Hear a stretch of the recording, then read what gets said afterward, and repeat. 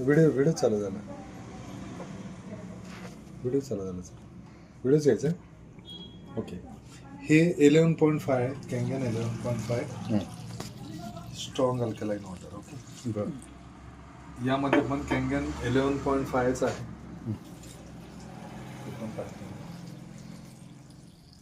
Right. 11.5 pH. तर बघा Devkar sir, हा बरोबर बघतो. हे रेग्युलर जे सर आजपर्यंत पाणी यूज करत होते, हा करेक्ट. हे 2 ग्लास मी यामध्ये साधे टाकले. लाईट पाणी ते येत होतं ना. Time आज नको लाईट बोला. गेली. मग काय लाईट गेल्यामध्ये बंद होतं काय? मग आता ते याच्यावर आहे ना इन्व्हर्टरवर. ताई या पुढे तुम्ही. हे साधं तुम्ही आजपर्यंत जे पाणी वापरत होते, ओके, त्यामध्ये भाज्या धुत होतो आपण सगळ्या, बरोबर ना? राईट. एक 10 मिनिटे वॉश व्हायला लागेल त्याला थोडंसं. आणि हे आहे कँगन 11.5 pH, जे आपण आता पाणी काढलं सर, राईट. यामध्ये आपण जर भाज्या वॉश केल्या एक 10 मिनिटे 5 मिनिटे, तर भाज्यांमध्ये फ्रुट्समध्ये असलेलं पूर्ण जे पेस्टिसाइड आहे ते पूर्णपणे निघून जातं भाज्यांमधलं, फळांमधलं. आणि जे काही आज बॉडीमध्ये केमिकल जात आहे आपल्या कुटुंबातल्या सगळं काही, ते कुठेतरी डिटॉक्स हे पाणी करतं. आणि एक चांगल्या भाज्या केमिकल रहित विरहित आपण खाऊ शकतो.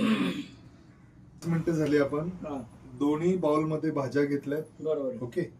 भाज्या मिरची आहे, कोथिंबीर आहे, टोमॅटो आहे. ते.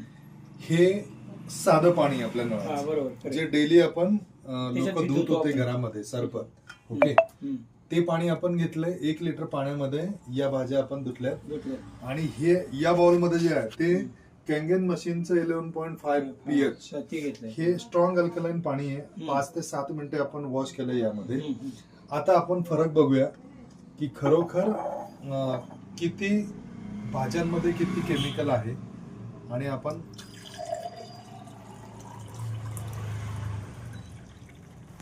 ओके, ठीक आहे. हे साधं पाणी आहे आणि हे कँगन 11.5 pH. आपण खरोखर लोकांना किती प्रिव्हेन्शन झोन मध्ये आपण छोट्या गोष्टींमुळे येतात लोक.